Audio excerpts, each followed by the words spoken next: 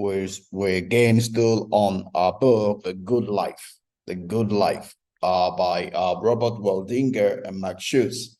That's a book we're presently reading. It's our sixth book in the series, and we're presently in chapter 5. We've had 2 meetings in chapter 5. This is going to be our 3rd meeting in chapter 5, and we have more meeting after this to close our chapter in time. The title of chapter 5 we've been looking at is Attention to Relationship.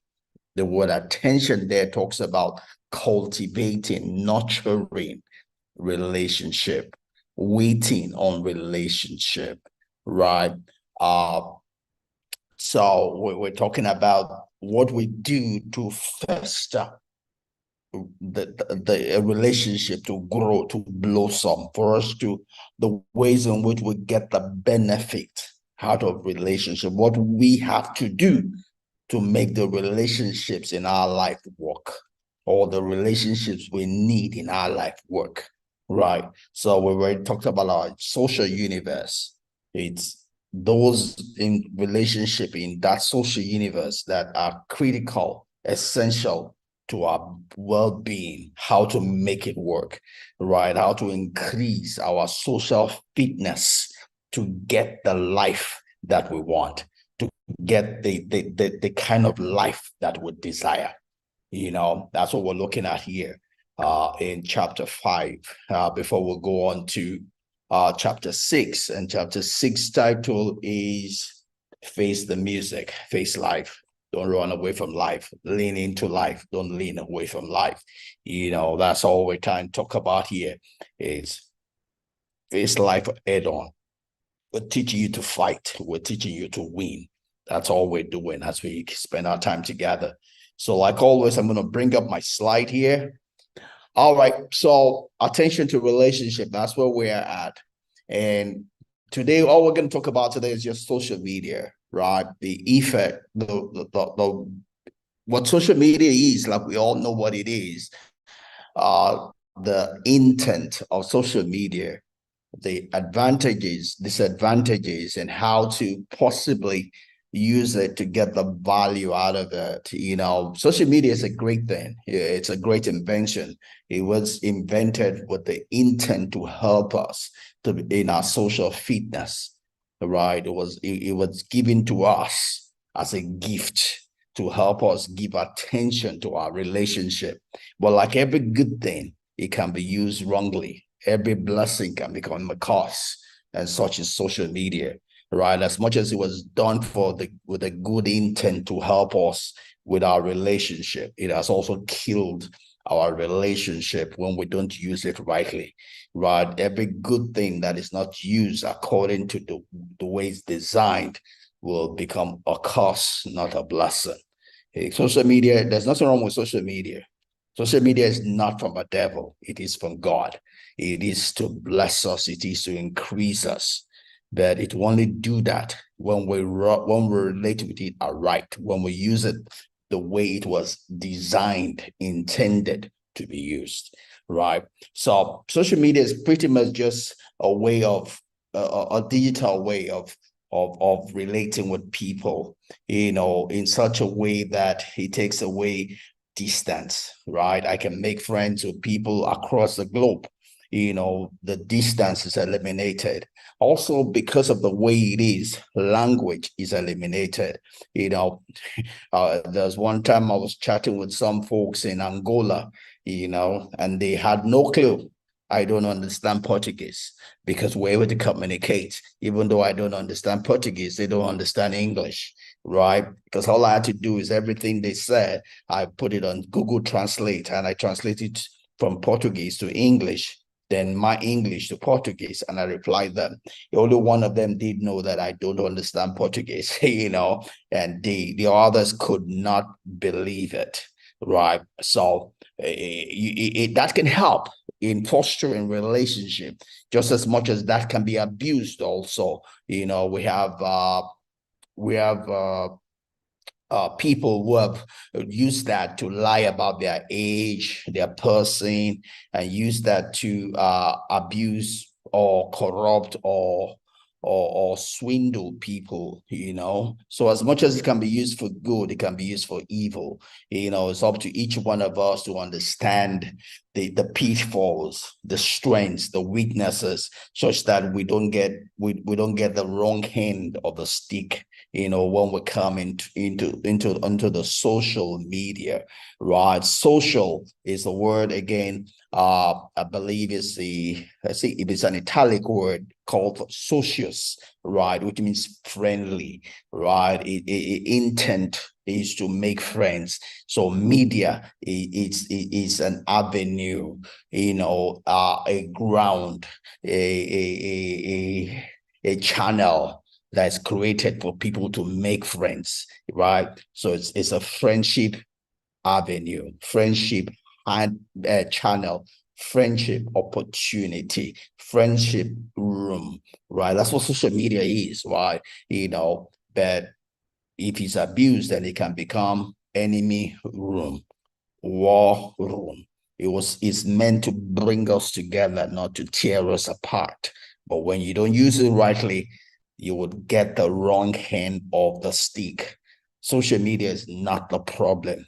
We had the problem when we don't use it the way it was designed to be used, when we then subject ourselves to become slaves of social media, or we use it to hide, to hide from things we should face, and we'll talk a bit more about that as we talk about mindfulness next week, and we'll go on to talk about facing the music in chapter 6. Life is not to be run away from or eaten away from. It's supposed to be faced headlong. You lean into life to get the best of life. You don't run away from life. You lean into life to get the best of life. Uh, Good. So, the first social media that was created in 1997. Can you believe that? I used to think it was even 1977, but it was created in 1997. That's just barely 26 years ago, right? It's barely 26 years ago, and it seems like we've had it all our lives. It's like we can't live without it, but we did. Right, that's 26 years ago. That means I started, it was created when I was already 30. So I lived 30 years without social media and I survived and I did well. I didn't leave anything less. So this 26 years of social media, can't define my life. It's just for me to use, not to be used by it, and that needs to be the same for every one of us. So the first person that created it is called Andrew Weinrich, and he created a media called the 6 Degrees, right?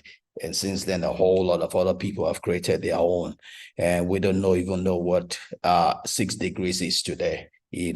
It's gone out of reign, as it were. Yeah. So again, social media is simply a tool. That's what it is. It's a tool. It's not a god. It's not to be worshipped. It's a tool.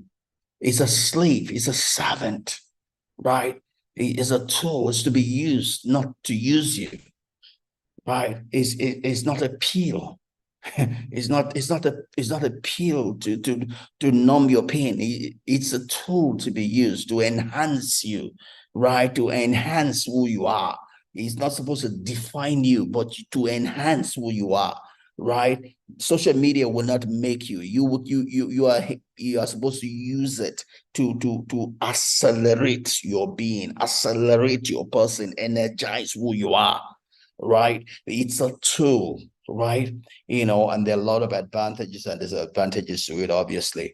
Whether you use it as a tool or not, whether you don't even have the basic culture in yourself, right? Social media is just going to make you more of who you already are, right? So if you have a problem with social media, it's because you have a problem yourself, not social media. Social media is not your problem. Your problem is yourself. If you treat yourself well, so you can use social media and will enhance you. People have become millionaires with social media. People have become, uh, they become stars, celebrities with social media, and they don't have two heads, right? They just like you, just people of like passion like you, right? So you can use it, in a way that would enhance your being, enhance your journey, right? So a lot of benefits to it, and it's mainly to help us keep in touch with people, and help us, so it help us keep in touch with people, help us uh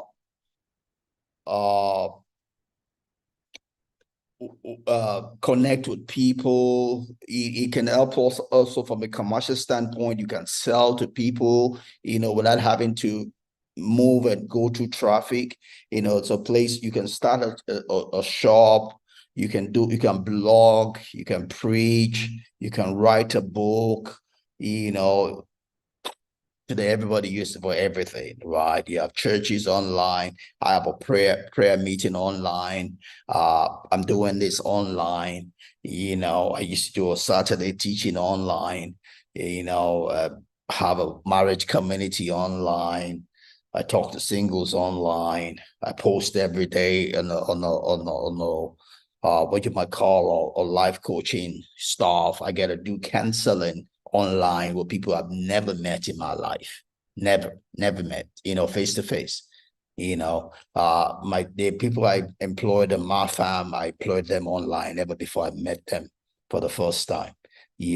So you see, it bridges barrier.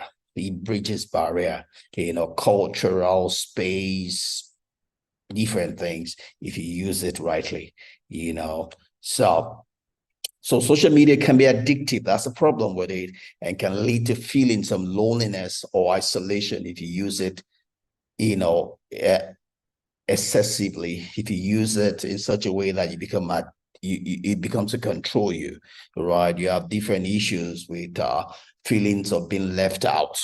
When you become a slave to social media, it could be addictive. So the important thing then is that you don't get to that place when it begins to control you.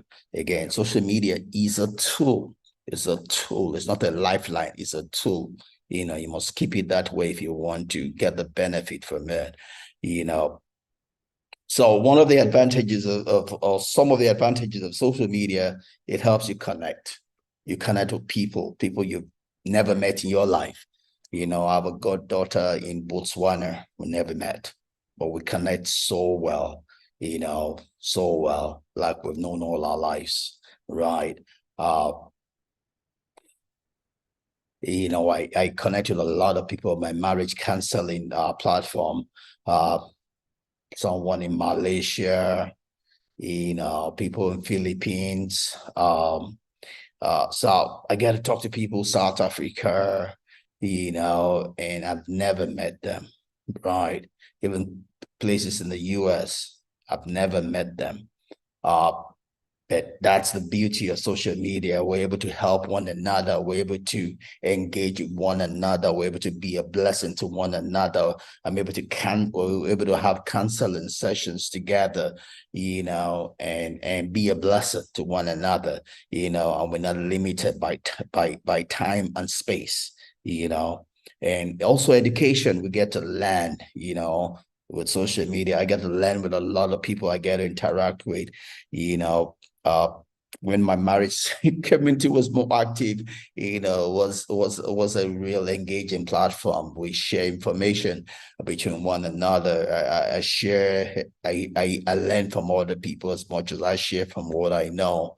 And that's what I do every day out on social media is share something and engage with people. I learn, I get things from different people's perspective as I share my own perspective, and somehow we grow. Our consciousness increases, right?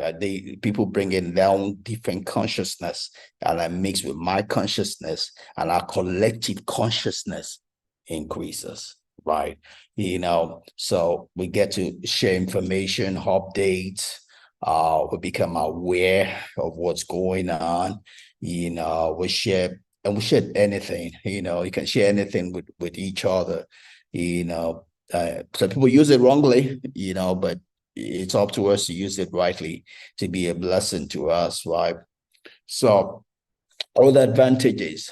Thanks. I see the thumbs up. Thanks that I'm hitting the points. You know, feel free to chat with me if there's something you want to add to the discussion. You know, so it helps build communities. Like I say, I have a marriage community. It's about 100,000 people there. And it's made up of people from every part of the world, right? Every continent of the world is represented there. So I love that. I love that. When I first started it, it was when I was living in the US, right? And this was back 2014, thereabout, I believe, is when I started that community, and it was only mainly American folks that were joining. And I was saying, oh, wow, I'm a Nigerian. How come Nigerian folks are not joining? And today we have the Nigerian folks are the largest part of that community, but we have people from everywhere. You know, uh, you can use it for a noble cause. People use it to fund to grow fund, to help people. And we we have on social media. I have people from my matters, my elementary school, my secondary school, my university, my fellowship in school. We've used that to help, my faculty, help to do some work in the faculty in trying to improve the place, so you can use it for noble causes also. For mental health, that people come for counseling because they wanted to commit suicide. People that don't have answers. So it's just an easy place to share with people and help people. They're not limited by where they are. They can go online and meet with someone who can have an answer for what you're going through. So you're able to be helped. You have questions and people I do counseling sessions, and so that helps. And I can do that without even knowing the person. They have the benefit that I don't know them. Yeah, so they can tell me things they probably won't tell someone that knows them, and we can keep it secret and they can get the help that they need, right? You can use the brand, right? And I do that right now with a farm that I have. I'm building some products. I'm building a branding in that wise. Main product we have right now is the Gary, but we have other things in the pipeline. So you can use it to market and to brand, right? To have a name for yourself. So customer engagement also. Yeah, just to keep the uh to keep the brand alive and gain followership, right? To amaze your customers. Yeah, so